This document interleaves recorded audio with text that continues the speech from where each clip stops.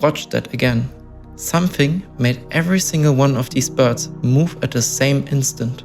We don't know what, but watch how they respond. No bird on the far side of that flock could possibly have seen it. Not one. No leader gave an order, and the whole flock moved as one body, almost instantly. There is no choreographer in there. Each bird can only see a handful of its neighbors. So how does a crowd with no plan do that? That's what this is. And the answer is stranger than you would expect, because a flock of starlings and a magnet turn out to be the same physics. Each bird in here tracks roughly 7 neighbors, not the whole flock. 7, and not even 7 specific birds. Just whichever 7 happen to be the closest right now. That's it. No bird knows what the flock is doing. No bird has a plan. Almost every explanation you have seen builds 3 rules that produce this. We are going to build them too, because you need them. But I want to show you what they leave out. Because what they leave out is the whole point. I'm going to give each bird one rule. The simplest possible instinct. When something gets too close, move away. That's it. Nothing else. Let's see what happens. A sky full of loners. Of course, I gave them a rule that pushes apart and nothing that holds together. The flock doesn't just fail to form, it actively falls apart. So I need something that pulls them together. Let me add one. Rule 2. Look at the birds nearest you, average their direction, and match it. Copy the room. Now it feels alive. Streams of birds flowing together. That's already something. But watch it run. The streams drift apart. Groups peel off and never come back. Matching headings keeps them pointed together, but nothing holds the flock as a whole. It's slowly tearing itself apart. One more rule. Rule 3. Steer toward the average position of the birds near you. Stay with the group. 3 rules total. Don't crowd, match heading, stay close. Every one of them purely local. No bird can see the flock. No bird is trying to make a shape. Let's turn all 3 on at once. There it is. Out of 3 dumb rules, a living cloud. No plan, no leader, no bird with a view of the whole thing. That's emergence. The shape doesn't live inside any bird. It lives between them. And almost every murmuration video calls it done right here. I'm not going to. Because those 3 rules just failed to explain the thing we started with. Take this flock and give one bird a reason to turn. Watch what that turn does. It doesn't fade. It crosses the entire flock edge to edge, almost without weakening. And here is the thing. It crosses a flock of 10,000 as cleanly as a flock of 100. Each bird only sees 7 neighbors, a strictly local rule. So how does a turn here reach all the way over there, almost instantly? The 3 rule model doesn't give you that. Something is missing. Here is what the actual measurement showed.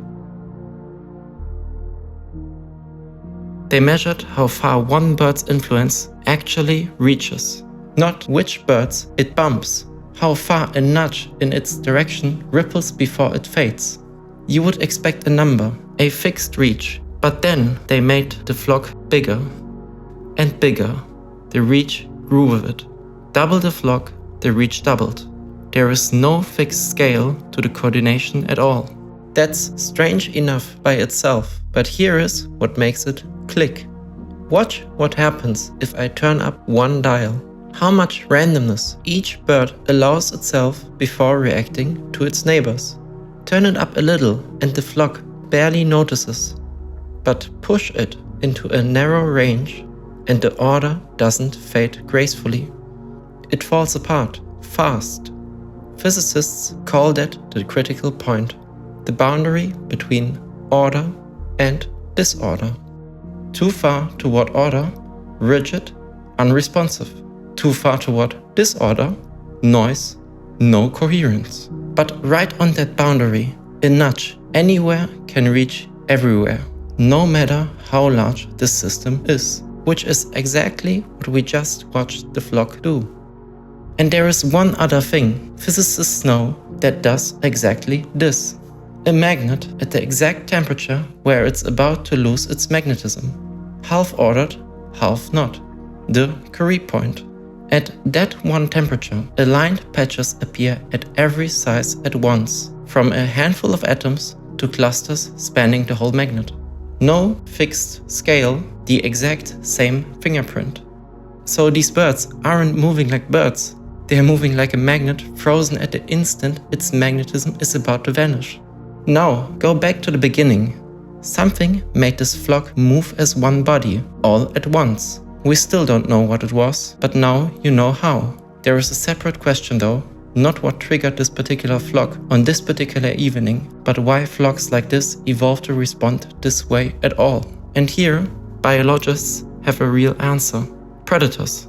A hawk or falcon hitting a flock has milliseconds to lock onto a target. And the harder a flock is to read, the worse its odds. So watch what happens to a flock that isn't sitting at that critical point. Too much order. The flock is rigid. A reaction can't spread fast enough to matter. Too much noise. The flock shatters. No coordination at all. But right at the critical point, one bird's reaction reaches every other bird almost immediately. A local response becomes a global one. The best explanation we have is that evolution parked starlings on exactly that edge. Not because it's comfortable, because against a predator, it's the most sensitive a collective can be. On that edge, the flock feels everything. Once you see that fingerprint, you start finding it everywhere. The same signature, order and chaos in perfect tension, appears in how certain materials conduct electricity, and increasingly in how networks of neurons fire together. It looks like a deep trick. When a system needs to be maximally alive to the world, it parks itself at the edge of a phase change.